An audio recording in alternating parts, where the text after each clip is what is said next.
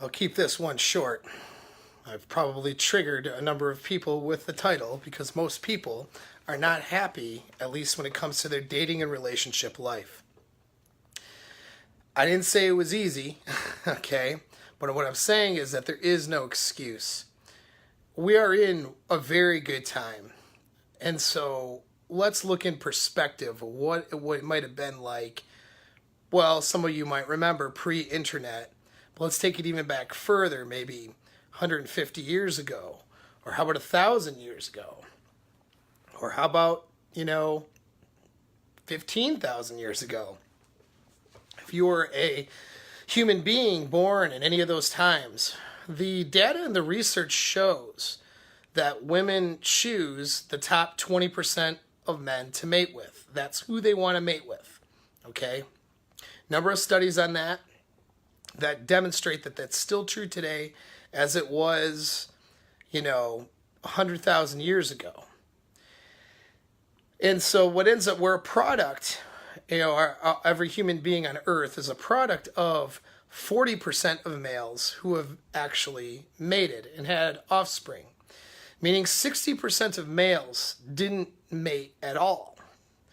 So throughout most of history, 60% of males were unable to date, have sex or be in any kind of relationship. How was their dating and relationship life if you were the bottom 60%, 100,000 years ago, or even 1,000 years ago, right?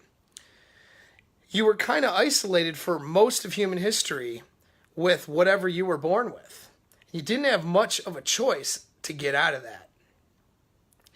Nowadays, you have so much available to you to up your ability to find the person or to have a satisfying dating life and to find, if you want a long-term relationship, find a person to be in a long-term relationship with that you can be happy with. We have all of the resources available. Now, let's say you didn't win the genetic lottery. You're not part of the top 20% in terms of attractiveness. Well, there's a ton of things you can do, though, to make yourself more attractive nowadays that wasn't available before.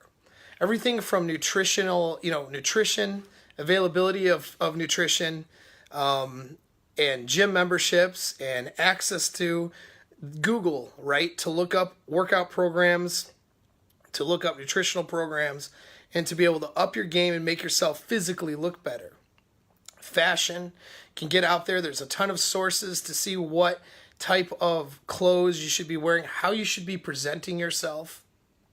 And then the internet provides an exchange of information, very much like my channel here, where we talk about sexual dynamics, intergender dynamics, how men and women are.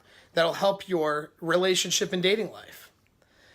Upping your game, upping your skills and communication with women, or if you're a woman, upping that communication skills with other men. All of this stuff is accessible through the internet. Not only that, you might have been, let's say, 150 years ago, isolated to whatever little shit in town you were born in. And if you didn't win the genetic lotto, you didn't have much available in terms of mating options. Nowadays, the internet, you have an entire world of women or men, if you're listening, if women are, the opposite sex, whoever you want to see. I don't know, same sex, who cares, right? But you have a ton of, available, all right? You have a ton of potential mating options available. All you have to do is learn how to approach those. All you have to do is learn how to make yourself more sexually marketable, and you're no longer a victim of your own genetics and your geographical location of where you were born and where you live. So we're in a time now where your mating options are about endless.